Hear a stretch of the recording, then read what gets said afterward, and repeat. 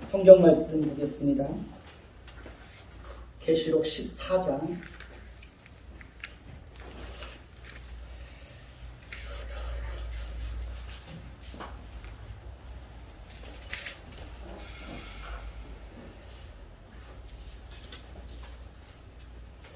계시록 14장 6절부터 20절까지 되겠습니다.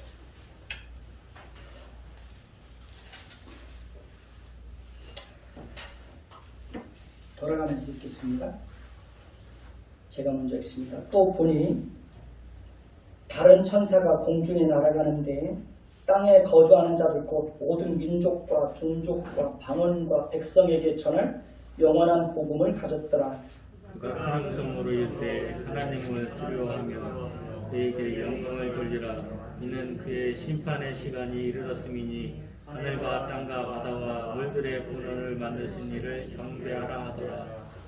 또 다른 천사 곧 둘째가 그 뒤를 따라 말하되 무너졌도다 무너졌도다 큰 성 바벨론이여 모든 나라에게 그의 음행으로 말미암아 진노의 포도주를 먹이던 자로다 하더라. 또 다른 천사 곧 셋째가 그 뒤를 따라 큰 음성으로 이르되 만일 누구든지 짐승과 그의 우상에게 경배하고 이마에나 손에 표를 받으면 그도 하나님의 진노의 포도주를 마시리니 그 진노의 잔에 섞은 것이 없이 부은 포도주라. 거룩한 천사들 앞과 어린 양 앞에서 불과 유황으로 고난을 받으리니 그 고난의 연기가 세세토록 올라가리로다. 짐승과 그의 우상에게 경배하고 그의 이름표를 받는 자는 누구든지 밤낮 쉼을 얻지 못하리라 하더라. 성도들의 인내가 여기 있나니 그들은 하나님의 계명과 예수에 대한 믿음을 지키는 자니라. 또 내가 들으니 하늘에서 음성이 나서 이르되 기록하라. 지금 이후로 주 안에서 죽는 자들은 복이 있도다. 성령이 이르시되 그러하다. 그들이 수고를 그치고 쉬리니 이는 그들의 행한 일이 따름이라 하시도다. 또 내가 보니 흰 구름이 있고 구름 위에 인자와 같은 이가 앉으셨는데 그 머리에는 금 면류관이 있고 그 손에는 예리한 낫을 가졌더라. 또 다른 천사가 성전으로부터 나와 구름 위에 하늘을 보내어 큰 음성으로 외쳐 이르되 당신의 낫을 휘둘러 걷으소서. 땅의 곡식이 다 익어 이르렀습니다 하니 구름 위에 앉으신 이가 낫을 땅에 휘두르매 땅의 곡식이 거두어지니라. 또 다른 천사가 하늘에 있는 성전에서 나오는데 역시 예리한 낫을 가졌더라. 또 불을 다스리는 다른 천사가 제단으로부터 나와 예리한 낫 가진 자를 향하여 큰 음성으로 불러 이르되 내 예리한 낫을 휘둘러 땅의 포도송이를 거두라. 그 포도가 익었느니라 하더라. 천사가 낫을 땅에 휘둘러 땅의 포도를 거두어 하나님의 진노의 큰 포도주 틀에 던지매 성 밖에서 그 틀이 밝히니 틀에서 피가 나서 말 굴레까지 닿았고 1600 스타디온에 퍼졌더라. 아멘. 오늘 말씀 6절을 보면 또 보니 라는 말로 시작을 하고 있습니다. 또 보니 라는 말은 장면의 전환을 나타낼 때 쓰이는 단어입니다. 6절을 다시 보면 다른 천사가 어디에 날아갑니까?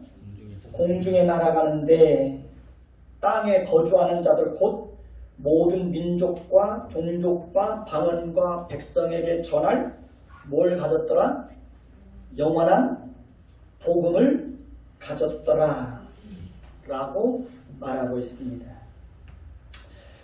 천사가 공중에 날아간다는 것은 모든 사람이 볼 수 있고 들을 수 있는 시급한 메시지를 전하기 위한 것입니다. 그 천사가 전하는 시급한 메시지는 땅에 거주하는 자들 곧 모든 민족과 종족과 방언과 백성에게 전할 영원한 복음입니다. 본문에서 땅에 거주하는 자들은 유기된 자들이 아니라 창세전에 그리스도 예수 안에서 하나님의 자녀로 선택받은 자들을 가리킵니다. 그러니까 6절의 말씀은 하나님께서 택한 백성들은 세상 끝날까지 한 사람도 빠뜨리지 않고 한 사람도 실패 없이 반드시 구원해 내신다는 것을 분명하게 드러내고 있습니다. 7절에는 공중에 날아가는 천사가 전하는 복음의 내용이 무엇인지를 설명해 주고 있습니다.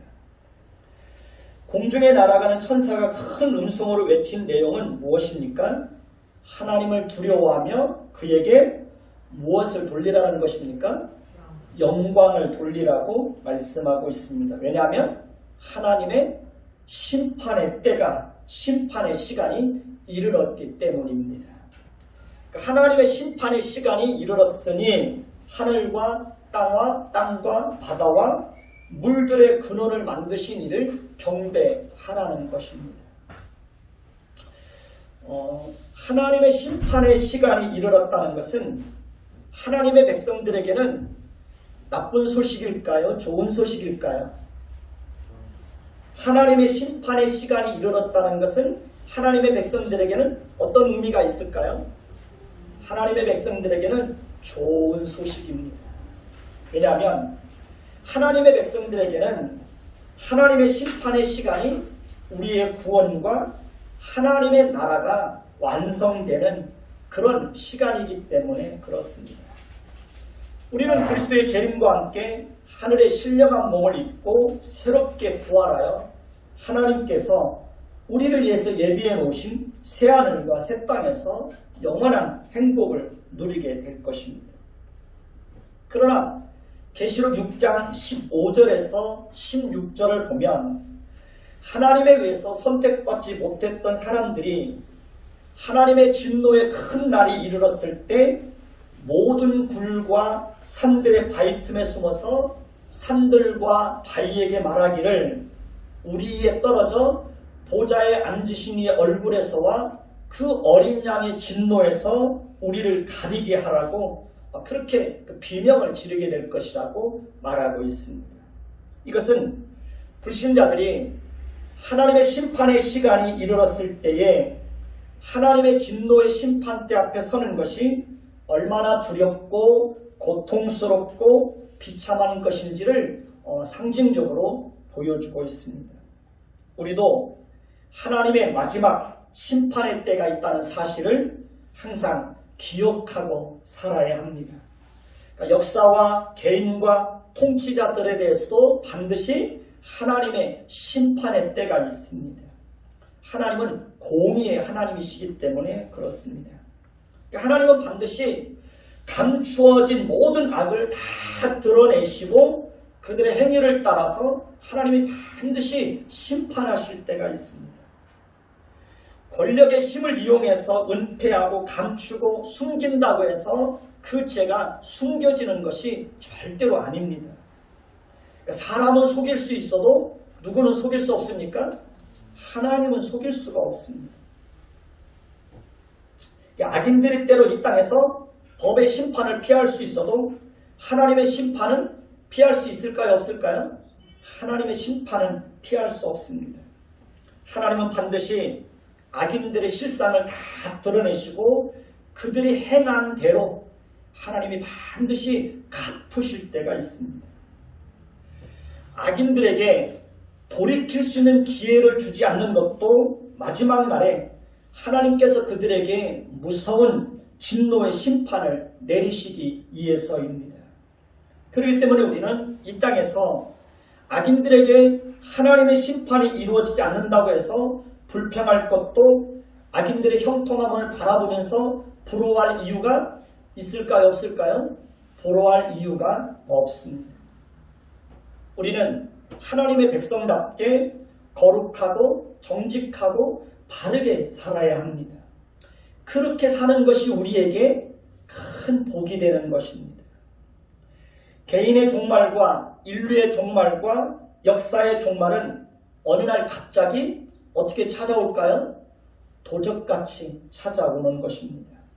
그러니까 우리가 먹고 마시고 시집가고 장가가고 목욕하고 회식하고 여행가고 그럴 때 심판의 때는 도적같이 찾아오게 되는 것입니다. 소돔과 고모라 성이 멸망할 때도 그랬고 노아의 때에 홍수로 세상이 심판을 받을 때도 그렇게 됐습니다. 유명한 그 개그맨 잘 알잖아요. 김용곤 씨. 김용곤 씨도 운동 잘하고 목욕탕에 와서 샤워하다가 그냥 그 자리에서 그렇게 심장마비로 그렇게 세상을 떠나지 않았습니까? 그러니까 개인의 종말도 그렇게 순식간에 찾아오는 겁니다. 지금 우리는 코로나 바이러스로 인해서 전 세계가 고통을 겪고 있습니다. 미국은 코로나 사망자가 35만 명을 넘었습니다. 우리나라도 지금 사망자가 1,100명을 넘었습니다.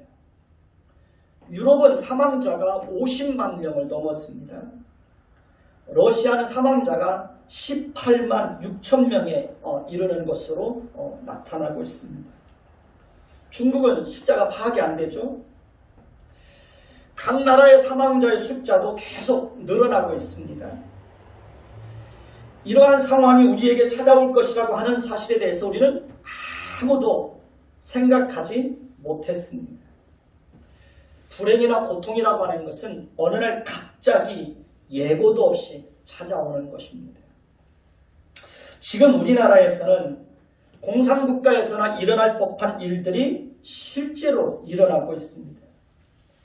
그러니까 형평성에 맞지 않는 방역수칙을 자기들 마음대로 변경하고 일방적으로 강요하고 그것을 어기면 교회를 폐쇄하는 일들이 실제적으로 종교의 자유와 표현의 자유와 양심의 자유와 집회의 자유가 보장된 이 대한민국 땅 안에서 버젓이 일어나고 있습니다. 지금 우리나라는 무서운 나라로 변해가고 있습니다. 5천 명이 들어갈 수 있는 그 예배당 좌석에 20명만 들어가서 예배를 드리라고 하면 이해할 수 있겠습니까? 그러니까 납득할 수 없는 방역수칙을 정하고 그것을 교회에다가 적용을 하는 겁니다. 그리고 어기면 보름 동안 폐쇄 조치하고 또 어기면 또 그러고 그리고 어기면 교회를 아예 폐쇄시키는 겁니다. 인천에 있는 어떤 교회는 5명이 예배를 드리는데 영상 촬영을 할 수 있는 그런 형편이 안 돼서 영상 촬영을 하지 못하고 예배를 드렸는데 5명이 드렸다고 해서 그 비대면 예배를 드리라고 했는데 그것을 원칙을 어겼다고 해서 교회가 폐쇄됐다는 거 아닙니까? 지금 우리나라는 그렇게 변해가고 있습니다. 정말 상상할 수 없는 일들이 지금 일어나고 있는 거예요. 정말 기도해야 됩니다. 8절을 보면 14장 8절을 보십시오. 14장 8절을 보면 또 다른 천사 곧 둘째가 그 뒤를 따라 말하되 무너졌도다 큰 성 바벨론이여 모든 나라에게 그 음행으로 말미암아 뭘 먹이던 자들이에요? 진노의 포도주를 먹이던 자로다 라고 말하고 있습니다. 여기서 큰 성 바벨론은 구약시대에는 이스라엘 백성들을 대적했던 이스라엘을 대적하여 나라를 멸망시켰던 바벨론 제국을 상징합니다. 요한계시록을 받아보게 될 원독자들에게는 하나님을 대적하고 하나님의 백성들을 핍박하는 로마 제국을 상징합니다. 더 나아가서 큰 성 바벨론은 하나님을 대적하고 교회를 핍박하고 사단을 추종하는 모든 세력들을 상징합니다. 그런데 오늘 말씀에는 큰 성 바벨론이 어떻게 된다는 것입니까? 무너졌도다 큰 성 바벨론이요. 그러니까 큰 성 바벨론이 무너졌다는 말이 2번이나 반복해서 나오고 있습니다. 이것은 큰 성 바벨론이 반드시 어떻게 될 거라는 걸 보여주는 겁니까? 망하게 될 거라는 것을 보여주고 있습니다. 그렇습니다. 하나님과 교회를 대적하고 사단을 추종하는 모든 세상의 세력들은 그들이 아무리 큰 권력과 군사력과 능력과 힘을 가지고 있어도 언젠가는 철저하게 무너지고 망하게 될 것이라는 것을 보여주고 있는 것입니다. 우리는 역사 속에서 그러한 사실들을 얼마든지 확인할 수 있습니다. 성경의 역사를 보면 하나님을 대적했던 모든 나라들이 역사 속에서 그 자체를 감추고 철저하게 망한 것을 볼 수 있습니다. 애국과 블레셋과 아수르와 바벨론과 페르시아와 그리스와 로마도 어떻게 됐습니까? 다 망했습니다. 하나님을 대적하고 교회를 대적했던 개인도 언젠가는 반드시 망할 때가 있습니다.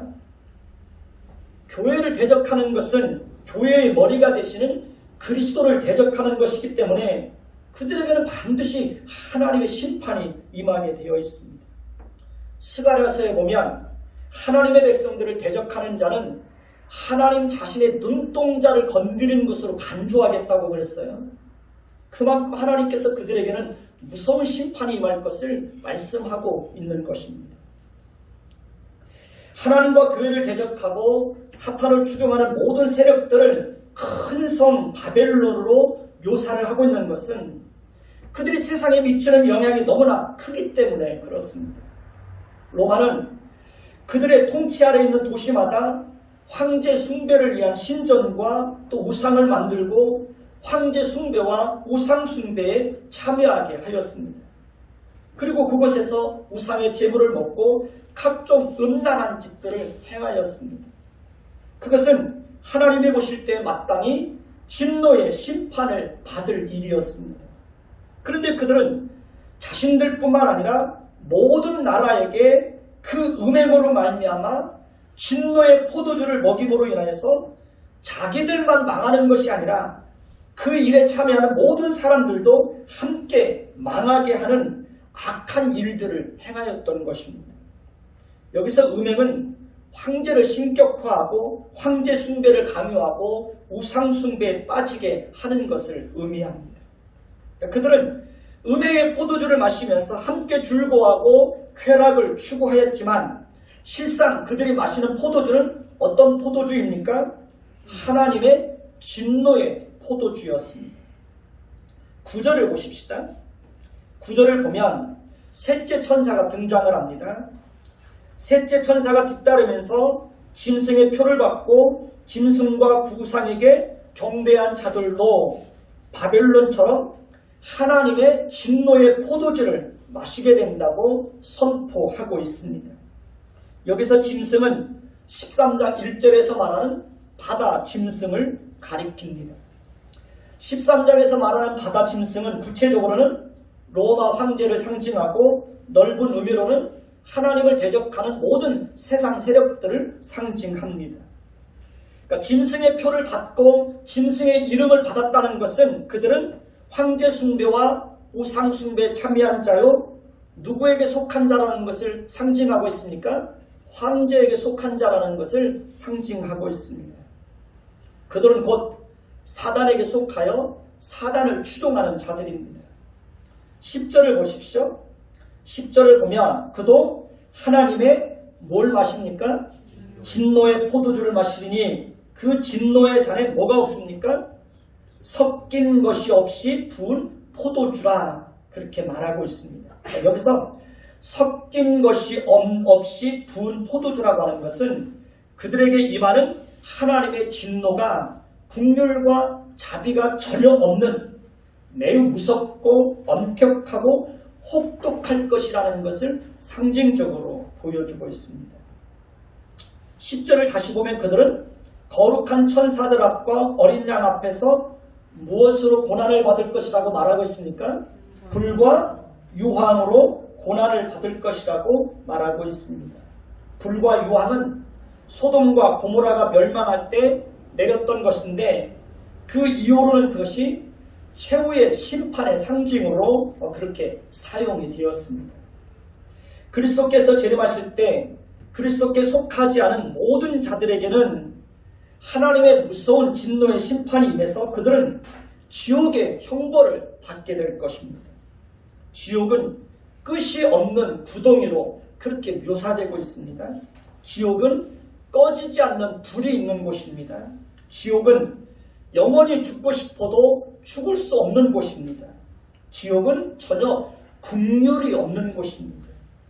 지옥은 영원히 쉬지 못하고 영원히 고통과 비참함 속에서 머물러 있어야 하는 곳입니다.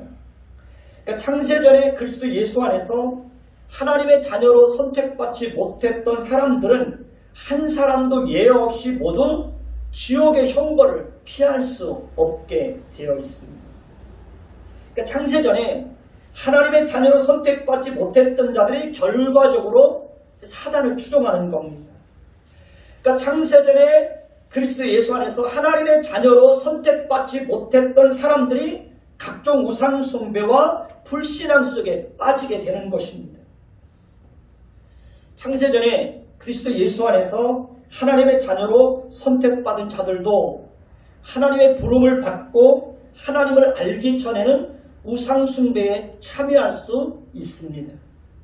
각종 죄를 범할 수 있습니다. 그러나 하나님에 의해서 선택받은 하나님의 자녀들에게는 반드시 어떤 은혜가 주어집니까? 돌이킬 수 있는 기회가 주어집니다. 그래서 그들로 하여금 하나님을 바르게 알고 하나님을 섬기고 거룩하게 살도록 그들의 인생 가운데 하나님께서 또 함께 주시는 것입니다. 저와 여러분도 하나님을 알기 전에는 우상을 섬기던 자들이었습니다. 하나님을 떠나서 살던 자들이었습니다. 근데 하나님께서 우리에게 그러한 길에서 돌이킬 수 있는 기회를 주셔서 오늘 이렇게 하나님을 섬기고 있는 것입니다. 하나님이 우리에게 그런 은혜를 주신 것입니다. 11절을 보시면 11절을 보면 그 고난의 연기가 어떻게 올라갑니까? 세세토록 올라가리로다. 짐승과 그 우상에게 경배하고 그의 이름표를 받는 자는 누구든지 어떻게 된다고 말하고 있습니까? 밤낮 쉼을 얻지 못하리라고 말하고 있습니다. 10절 후반부에 보면 그들은 불과 유황으로 뭘 받아요?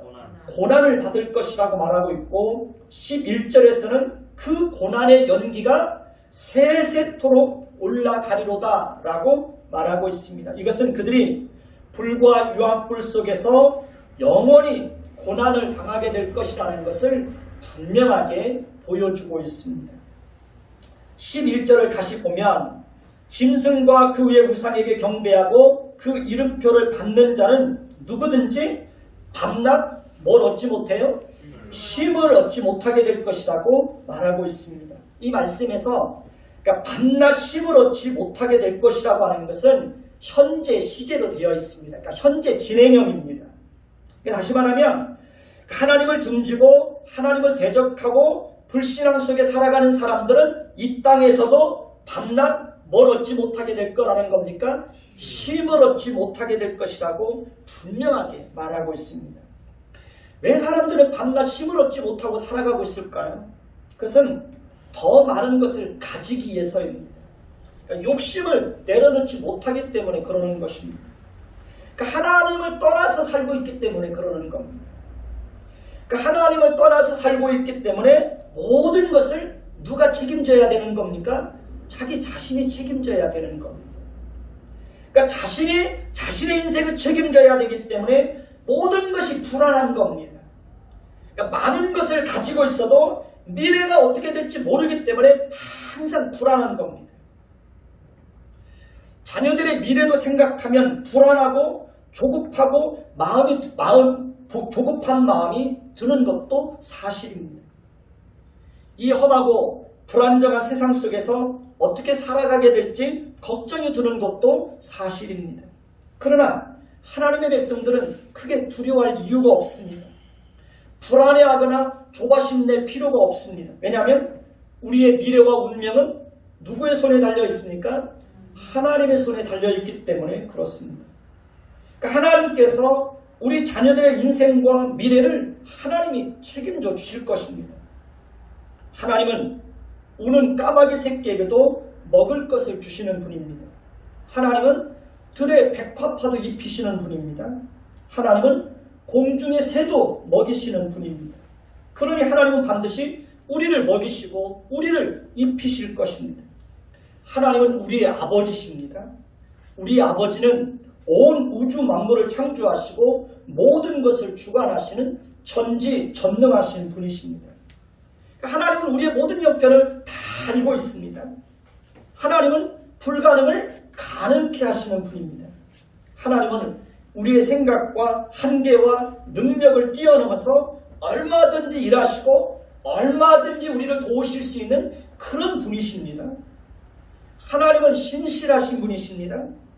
우리는 그 하나님께 모든 것을 맡기고 하나님을 기쁘시게 하는 일을 위해서 우리는 최선을 다하면 되는 겁니다. 하나님을 예배하는 일에 최선을 다하는 겁니다. 기도하는 일에 우리는 최선을 다해야 됩니다. 그러면 하나님께서 우리에게 끊임없이 위로를 베풀어 주십니다. 우리의 입가에 웃음이 가득하고 혀에 찬양이 차고 넘치게 하시고 우리의 입술에 감사의 고백이 끊이지 않게 하십니다. 그리고 세상이 줄 수 없는 뭘 주십니까? 세상이 줄 수 없는 평안을 주십니다. 때를 따라 돕는 하나님의 도우심의 은혜로 인하여서 우리로 하여금 기뻐할 수 없는 그런 상황 속에서도 우리로 하여금 기뻐하게 하십니다. 없는 가운데서도 나누고 베풀 수 있는 그런 힘을 주십니다. 그러니까 기도가 답입니다. 그러니까 기도 속에 문제의 답이 들어있습니다. 그래서 우리는 기도에 뭘 걸어야 됩니까? 기도에 생명을 걸어야 됩니다. 기도에 목숨을 거는 겁니다. 그러니까 우리가 그렇게 생명을 걸고 기도할 때 하나님은 반드시 우리에게 놀라운 은혜를 베풀어 주십니다. 저도 요즘에 끊임없이 하나님 앞에 기도하고 있습니다. 새벽에 와서 기도하고 저녁에 와서 기도하고 길을 걸으면서 기도하고 그런데 놀라운 일들은 제 마음속에 세상이 줄 수 없는 그런 평안이 제 마음을 자리 잡고 있다는 겁니다. 저도 왜 그렇게 마음이 편안한지 모르겠어요. 그리고 왜 그렇게 입술에서 감사의 고백이 끊이지 않는지 모르겠어요. 지난주 월요일에는 그 분당 우리 교회에서 전화가 왔어요. 분당 우리 교회에서 그 코로나 이후에 전국에 있는 임대교회에 그 임대료를 3개월 동안 임대료를 지원하는 그런 사업을 했습니다. 근데 우리 교회도 신청을 했는데 그때도 떨어졌어요. 근데 전화가 왔어요. 성탄절 때 추수감사주일 헌금이 들어왔는데 뽑기를 했는데 우리 교회가 당첨됐대요. 그러면서 50만 원을 보내주겠다고 계좌번호를 알려달라고 아마 월요일쯤 보내주겠다고 그러더라고요. 그러니까 전혀 생각하지 못했던 일이 일어나는 거예요. 하나님이 하시는 일들을 보면 참 기가 막혀요. 근데 작년에 그렇게 코로나 때문에 그렇게 힘들고 어려운 상황 속에서도 정말 제 마음속에는 정말 말로 표현할 수 없는 그런 평안이 있었어요. 지금도 마찬가지예요. 지금도. 그러니까 하나님께서 제 마음이 흔들리지 않도록 제 마음을 견고하게 붙들어주고 정말 하나님만 바라보게 하는 거예요. 그러니까 잠을 자도 깊은 잠을 잘 수 있어요. 마음에 쉼이 있어요. 마음에 평안이 있어요. 그러니까 하나님의 백성들에게는 힘들고 어려운 가운데서도 하나님이 함께 하시는 것으로 인해서 마음의 쉼을 얻을 수 있고 마음의 평안을 얻을 수 있어요. 그러나 하나님을 떠나서 사는 사람들은 자신이 모든 것을 책임져야 되기 때문에 늘 불안하고 두려운 거예요. 며칠 전에 그 유튜브 방송을 봤습니다. 그 한때 아주 유명한 탤런트였는데 부모로부터 상속받은 유산이 164억이었대요. 미국에서 5,000평이 넘는 그 대지에 지어진 호화로운 주택에서 아주 살았대요. 그러면서 부인하고 이혼하고 좀 이렇게 방탕하게 살면서 그 재산을 다 날려버렸다는 거예요. 그리고 지금은 조그만 원룸에서 교회에서 제공해주는 그 조그만한 원룸에서 지내고 있는 모습을 그 유튜브를 통해서 보았습니다. 한때 아주 유명한 개그맨이 있었습니다. 여자 개그맨인데 그때는 정말 그 이경실이보다도 더 유명한 개그맨이었대요. 전국의 행사를 다니면 막 3천만 원씩 받고 그랬대요. 그래서 그때는 정말 은행에만 있는 현금 계산기가 자기 집에 있었대요. 자기 집에. 그만큼 막 돈을 끌어모았대요. 그런데 어느 날 그 지방의 결혼식에 갔다 오다가 사중추돌이 나가지고 뇌를 다친 거예요. 뇌에 압이 생겨가지고 일을 할 수 없게 된 거예요. 그리고 치과에 가서 그 이빨 치료를 받다가 마취가 덜 풀린 상태에서 누가 뭘 먹을 것을 줬는데 그것을 씹다가 혀를 씹어버렸대요. 막 피가 뚝뚝 떨어지더래요. 그러니까 혀가 잘린 거예요. 그러니까 개그맨이 혀가 잘렸으니까 말을 제대로 못하니까 갑자기 방송에서 사라진 거예요. 근데 유튜브에 보니까 지금 그분이 뭘 하고 다니냐면 그 식당에서 알바를 하고 다니세요. 사람의 일은 모르는 거예요. 모르는 거예요.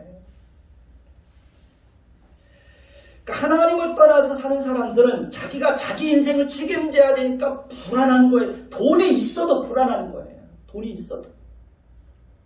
근데 하나님을 믿는 사람들은 하나님께 맡기는 거예요. 하나님께. 그러면 하나님께서 우리 마음에 평안을 주시고 하나님 안에서 그리스도 예수 안에서 진정한 마음의 쉼과 마음의 평안을 누리게 하시는 거예요. 그게 우리의 복이에요. 우리의 복입니다. 여러분들의 마음속에 그런 평안이 있나요? 여러분들의 마음속에 그런 평안이 없다면 여러분들이 하나님께 맡기지 않는 거예요.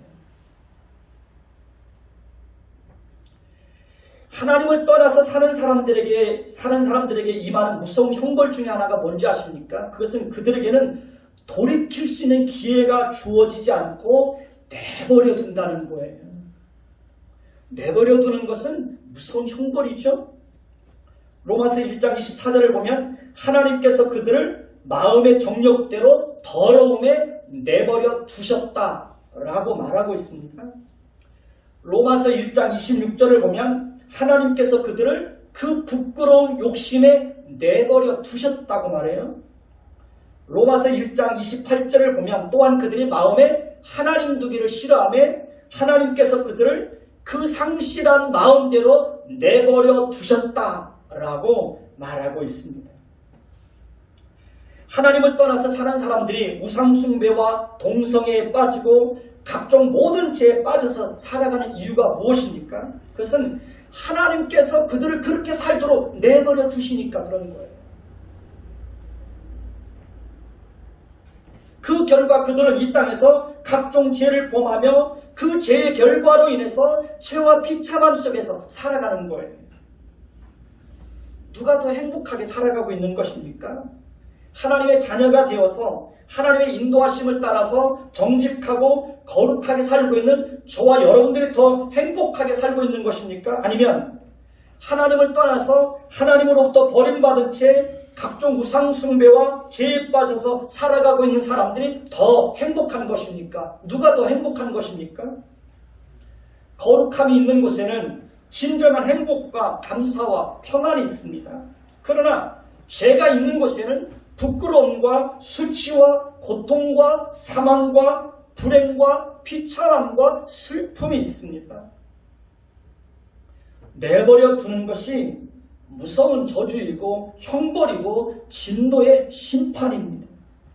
그것이 바로 하나님을 떠나서 살고 있는 사람들이 지금 현재 이 땅에서 받고 있는 하나님의 진노의 심판인 것입니다. 하나님을 떠나서 사는 사람들이 자기 욕심대로 하고 싶은 대로 하도록 내버려 두는 것이 하나님의 무서운 형벌입니다. 쾌락을 추구하며 자기 하고 싶은 대로 욕심대로 행하도록 내버려 두는 것, 그것이 하나님의 무서운 저주입니다. 하나님의 백성들은 하나님이 아무렇게나 살도록 내버려 두지 않습니다. 하나님은 하나님의 백성들이 잘못된 길을 가고 바른 길을 가지 않고 있으면 하나님이 어떻게 하실까요? 가시로 막습니다. 감으로 막습니다. 왜냐하면 하나님께서 우리가 하고 싶은 대로 하도록 내버려 두면 어떻게 될까요? 결국 망하는 것이 되는 것입니다. 그렇기 때문에 때로는 하나님께서 우리가 가는 그 길을 막아주시는 것도 은혜예요. 하나님이 가시로 막고 담으로 막아주시기 때문에 우리가 하나님 앞에서 겸손하고 하나님을 찾고 하나님을 의지하는 것입니다.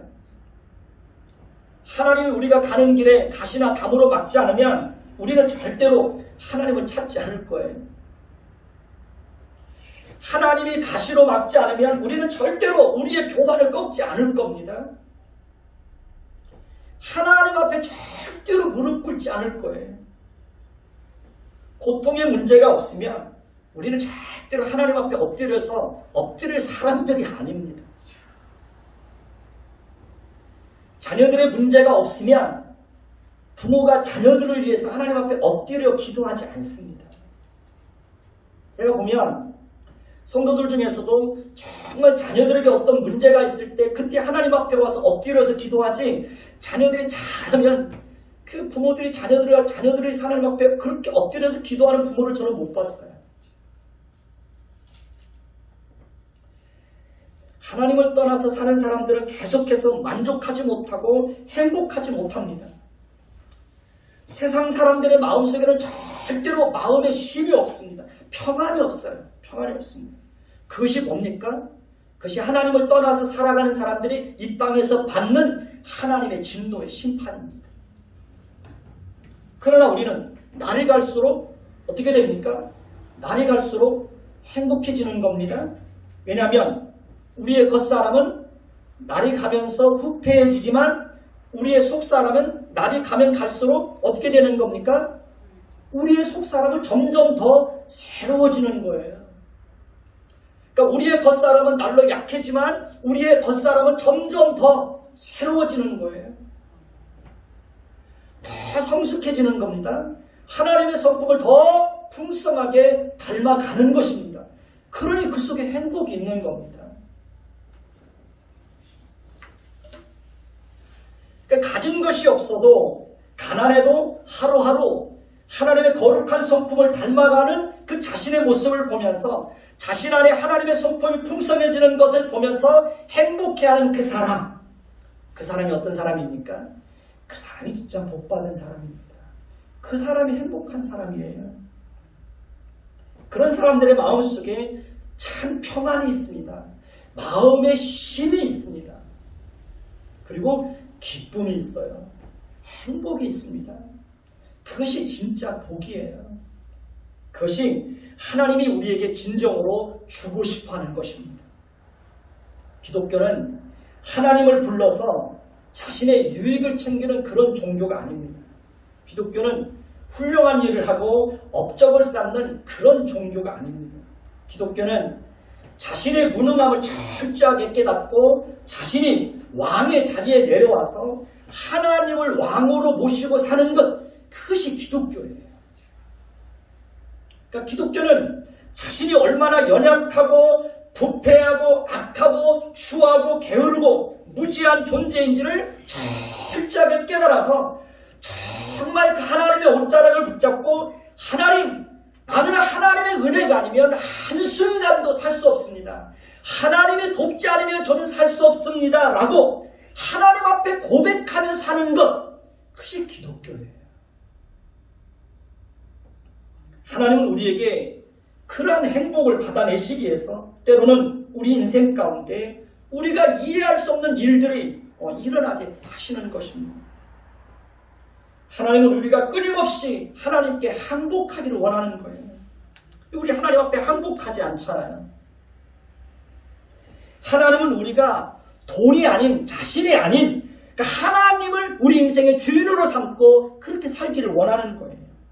하나님은 우리가 물질이 아닌, 자기 자신이 아닌 하나님만을 진정한 왕으로 삼고 그분의 다스림 아래서 항복하며 그분의 다스림을 성실하게 받으면서 살기를 원하는 거예요. 우리는 하나님의 은혜와 도우심이 없으면 우리는 뭘 하든지 실패할 수밖에 없습니다. 그러니 우리는 날마다 하나님이 함께 하시고 하나님께서 은혜를 베풀어 주시기를 위해서 기도하는 겁니다. 제가 하나님 앞에 길을 걸으면서도 끊임없이 기도할 때마다 하나님 앞에 드리는 고백이 뭔지 아십니까? 하나님, 저는 하나님의 은혜가 아니면 한 발자국도 움직일 수 없는 사람입니다. 하나님의 은혜가 아니면 살아갈 수가 없는 사람입니다. 그런 고백을 끊임없이 하는 거예요. 하나님, 2021년도가 시작됐지만 하나님의 은혜가 아니면 나는 살아남을 수 없습니다. 견딜 수 없습니다. 하나님이 은혜를 주세요. 하나님이 은혜를 주세요. 근데 하나님께서 제 마음속에 큰 평안을 주시는 거예요. 우리는 하나님을 기쁘시게 해서 최선을 다해야 됩니다. 우리가 하나님을 기쁘시게 하면 하나님께서 우리를 홀로 두지 않으시고 우리의 생애 가운데 하나님께서 베푸시는 그 은혜와 위로와 도우심으로 인하여서 기뻐할 수 없는 상황 속에서도 하나님이 우리를 기뻐하게 하는 거예요. 그것이 하나님의 백성들에게 주어지는 은혜입니다. 그러니까 우리는 힘들고 어려운 상황 속에서도 마음의 힘을 얻을 수 있는 거예요. 12절을 보시면 12절을 보십시오. 12절을 보면 성도들의 인내가 여기 있으니 그들은 하나님의 계명과 예수에 대한 뭘 지키는 자들입니까? 믿음을 지키는 자들이라고 말씀하고 있습니다. 우리가 인내하고 하나님의 계명을 지키고 예수에 대한 믿음을 지켜야 하는 이유는 무엇입니까? 우리가 그렇게 살 때 우리에게 진정한 복이 임하기 때문에 그렇습니다. 그렇습니다. 우리는 많이 인내해야 됩니다. 하나님의 계명과 예수에 대한 믿음을 끝까지 잘 지키는 자들이 되어야 합니다. 그 일은 우리의 힘으로 하는 것이 아니라 하나님께서 그렇게 하도록 우리의 인생을 이끌고 가실 겁니다. 거기에 우리의 위로가 있는 거예요. 거기에 우리의 소망이 있는 겁니다. 그러니까 하나님, 내가 내 힘으로 인내하고 견디는 것이 아니라 하나님이 우리로 하여금 인내하고 견디고 포기하지 않도록 하나님이 내 인생을 주장하시고 하나님이 내 인생을 그렇게 이끌어가는 겁니다. 하나님이 나로 하여금 그분의 계명을 지키게 하는 거예요. 하나님이 나로 하여금 예수에 대한 믿음을 지키게 하는 거예요. 그것이 은혜예요. 그것이 우리에게는 큰 힘이 되는 겁니다. 우리 스스로에게 네가 스스로 말씀을 지켜라, 네가 스스로 살아남아라, 네가 끝까지 견뎌라 그러면 우리는 그렇게 못 살지. 근데 하나님이 그렇게 살도록 이끌어주는 거예요. 아마 저도 목회하고 지금까지 하나님이 그렇게 끌어주지 않았다면, 하나님이 은혜를 베풀어 주지 않았다면 벌써 포기하고 벌써 그렇게 됐을 거예요. 근데 하나님이 포기할 수밖에 없는 상황 속에서도 포기하지 않도록 끌어주는 거예요. 견딜 수 없는 상황 속에서도 하나님께서 견딜 수 있도록 하나님이 끌어주는 거예요. 여기까지 온 거죠. 저는 그 하나님에 대한 견고한 믿음이 있습니다. 그 하나님에 대한 깊은 신뢰가 있습니다. 마음이 편안한 거죠. 마음의 힘을 얻는 겁니다. 하나님께서 우리로 하여금 하나님의 계명을 지키고 예수에 대한 믿음을 지키도록 우리의 인생을 그렇게 끊임없이 이끌어 갈 겁니다. 우리가 가는 그 길은 절대로 우리의 노력과 결심과 의지만을 가지고 갈 수 있는 길이 아닙니다. 하나님께서 우리를 세상 속에서 불러내시고 하나님께서 목적하신 자리로 우리를 끊임없이 끌고 가시는 것입니다. 그리고 그 일에는 절대로 하나님께서 실패하지 않습니다. 하나님은 절대로 우리를 하나님께서 목적하신 자리로 끌고 가는 것을 포기하지 않습니다. 13절을 보십시다. 13절을 보면 또 보니 또 내가 들으니 하늘에서 음성이 나서 이르기를 기록하라. 지금 이후로 주 안에서 죽은 자들이 뭐가 있습니까? 복이 있다 하시매 성령이 이르시되 그들이 뭘 그치고 수고를 그치고 시리니 이는 그들이 행한 일이 따름이라고 말씀하고 있습니다. 보통 사람들은 죽음하면 살아가는 사람과 이별하고 이 영원히 끝이라고 생각합니다. 죽음은 불행이고 불쌍하고 비참한 것이라고 생각합니다. 그러나 성도들에게 죽음은 불행한 것이 아닙니다. 하나님은 성도들의 죽음을 어떻게 보신다고 그랬습니까? 귀하게 보신다고 했습니다. 성도의 죽음은 이 세상에서의 모든 수고를 마치고 영원한 안식에 들어가게 하는 것입니다. 성도의 죽음은 타락하고 부패한 본성에서 벗어나서 완전한 성화에 이르게 하는 것입니다. 성도의 죽음은 죄와 비참함에서 벗어나 영원한 천국에 들어가게 하는 것입니다. 우리는 죽음과 함께 곧바로 우리 육체는 한 줌의 흙으로 돌아가지만 우리의 영혼은 하나님 품 안에 곧바로 안기는 것입니다. 그리고 그곳에서 영원한 행복을 누리는 겁니다. 영원한 쉼을 얻게 되는 겁니다. 그렇기 때문에 우리는 죽음을 두려워할 필요가 있습니까? 없습니까? 죽음을 두려워할 필요가 없습니다. 13절에서는 지금 이후로 주 안에서 죽은 자들이 복이 있다고 말씀하십니다. 성령께서 그들이 모든 수고를 그치고 어떻게 할 것이라고 말합니까? 쉬게 될 것이라고 말합니다. 어떠한 죽음으로 죽느냐 하는 것은 그렇게 중요하지 않습니다. 성도의 죽음은 어떠한 형태로 죽든지 그 죽음과 함께 그들은 모든 수고를 그치고 하나님 나라에서 영원한 쉼을 얻게 됩니다. 그러나 하나님을 떠나서 사는 사람들은 죽음과 함께 불과 유황으로 타는 불못에 던져지게 됩니다. 그곳에서 영원히 고통을 당하는 겁니다. 그러니까 그들에게서는 하나님을 떠나서 사는 사람들에게는 이 땅에서도 진정한 쉼이 없고 죽음 이후에도 그들에게는 영원한 쉼이 없습니다. 그게 비참함이라는 거죠. 14절을 보십시오. 14절을 보면 또 내가 보니 흰 구름 위에 있고 구름 위에 인자와 같은 이가 앉으셨는데 그 머리에는 뭐가 있습니까? 금며을류관이 있고 그 손에는 뭐가 있습니까? 예리한 낫을 가졌더라고 말씀하고 있습니다.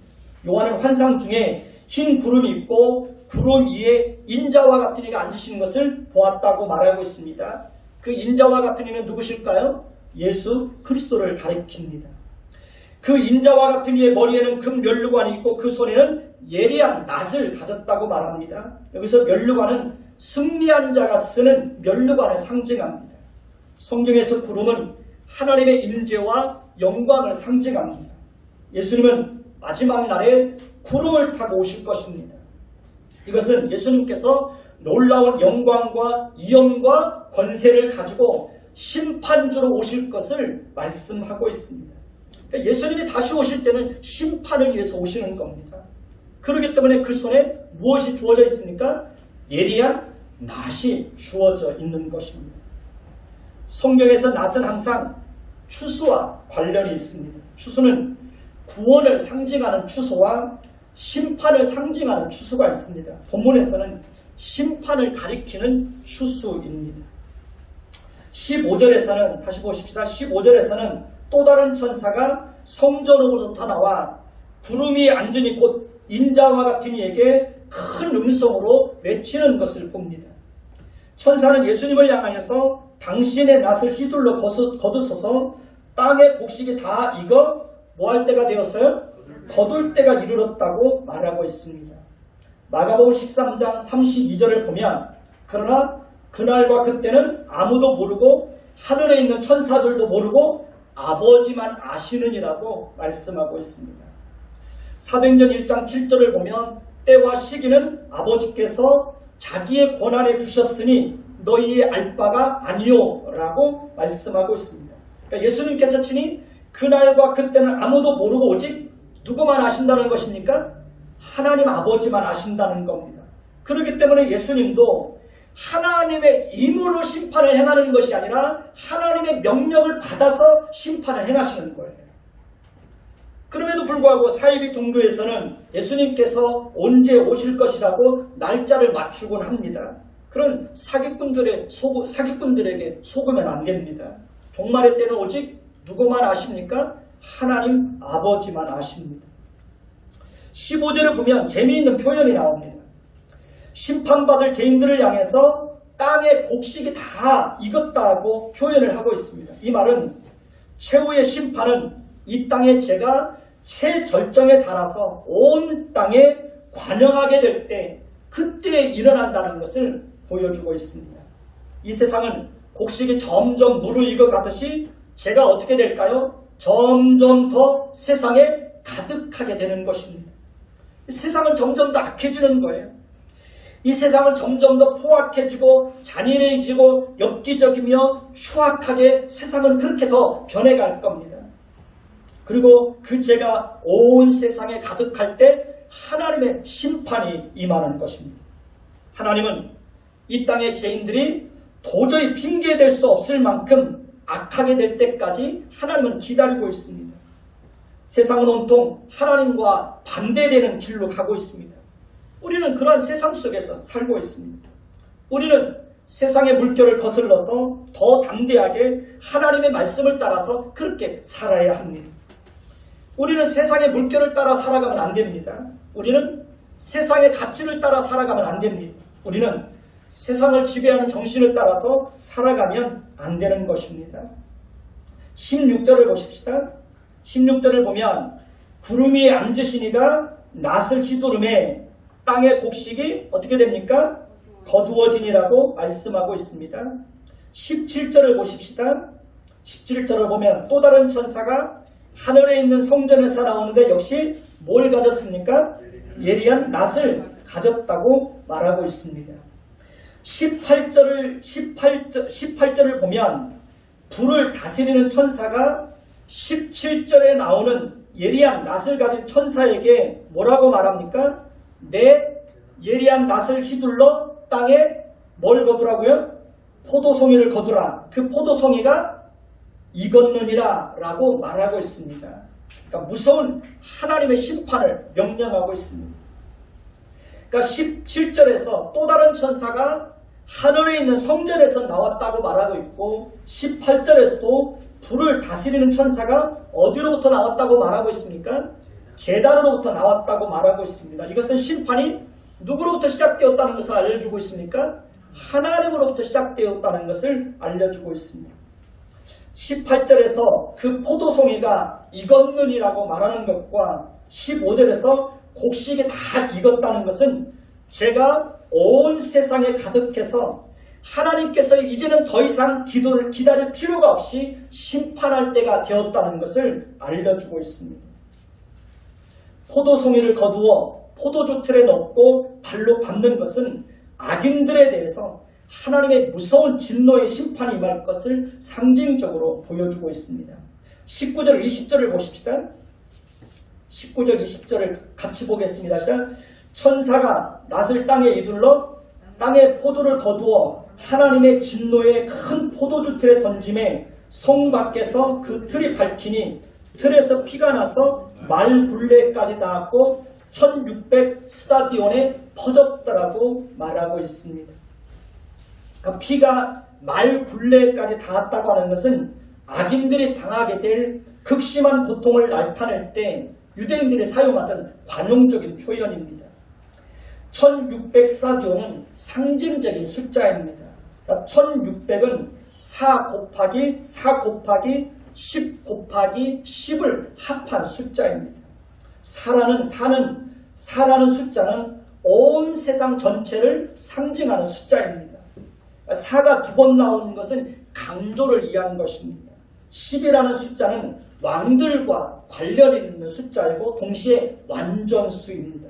이것은 마지막 때에 하나님의 심판이 우주적으로 전 세계에 걸쳐서 철저하고 완전하게 일어날 것이라는 것을 상징적으로 보여주고 있습니다.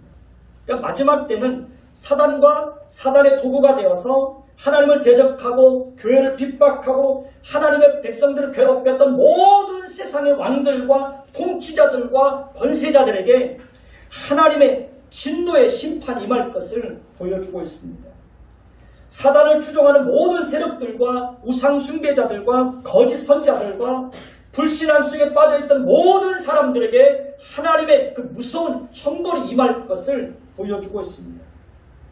그들은 모두 하나님의 진노의 심판을 받고 사단과 함께 불과 유황으로 타는 지옥의 불못에 던져지게 될 것입니다. 우리가 이러한 사실을 그대로 믿는다면 우리는 어떻게 해야 됩니까? 기회가 주어질 때마다 사람들에게 뭘 전해야 됩니까? 복음을 전해야 됩니다. 가족들을 그리스도께로 인도하기 위해서 정말 기도해야 됩니다. 가족들을 그리스도께로 인도하기 위해서 애통하는 마음을 가지고 기회가 주어질 때마다 가족들에게 복음을 전하고 어떻게 해서든지 그들을 그리스도께로 인도하기 위해서 힘써야 되는 것입니다. 우리는 멸망의 길을 가면 안 되는 것입니다. 부모들이 해야 될 큰 책임이 뭐냐면 부모가 살아있는 동안 자녀들에게 바른 신앙을 물려주는 겁니다. 그래서 자녀들이 바른 신앙을 가지고 이 땅에서 살아가는 동안 하나님을 섬기도록 하는 것, 그것이 하나님께서 부모들에게 맡겨주신 큰 역할이고 가장 중요하게 감당해야 될 책임입니다. 그래서 우리는 그 일을 절대로 소홀히 하면 안 되는 것입니다. 그를 위해서 늘 기도하시고 애쓰셔야 됩니다. 자녀들을 끊임없이 설득하셔야 됩니다. 하나님을 바르게 섬길 수 있도록 그렇게 해야 됩니다. 만약에 우리가 그 책임을 감당하지 않고 있다면 하나님 앞에서 큰 책임을 방기하고 있는 것입니다. 우리는 하나님 앞에서 그 심판의 때가 있다는 사실을 알고 늘 깨어서 항상 하나님을 가까이 하기 위해서 힘써야 됩니다. 그렇게 하시기를 예수님의 이름으로 축원해 드리겠습니다. 기도하겠습니다. 하나님, 성경은 분명히 마지막 때에 하나님의 심판이 있다는 것을 분명하게 알려주고 있습니다. 하나님의 어떠한 심판이 임할 것을 우리에게 알려주고 있습니다. 그러한 심판의 때가 있다는 사실을 우리가 믿음으로 받아들인다면 우리가 이 땅에서 어떻게 살아가야 될지 우리는 말씀을 통해서 분명하게 교훈을 받고 있습니다. 우리가 이 땅에서 살아가는 동안 하나님을 성실하게 섬기도록 은혜를 베풀어 주시고 하나님을 알지 못하고 살아가는 우리의 가족과 자녀들과 이웃들에게 기회가 주어질 때마다 하나님의 복음을 성실하게 전할 수 있도록 도와주시옵소서. 끊임없이 가족들을 설득할 수 있는 그런 믿음과 용기를 허락하여 주옵소서. 그래서 우리로 인하여서 한 사람 한 사람들이 그리스도께로 돌아오고 가족들이 그리스도께로 돌아와 그들의 영혼이 구원받는 일들이 있게 하여 주옵소서. 우리 자녀들에게 바른 신앙을 물려줘서 우리 자녀들이 이 땅에서 살아가는 동안 하나님을 떠나서 살아가는 그런 죄와 비참함 속에서 살지 않도록 우리 자녀들에게 은혜를 주시고 우리 부모들의 그 책임을 성실하게 감당할 수 있게 하옵소서. 예수 그리스도의 이름으로 감사하며 기도드립니다. 아멘.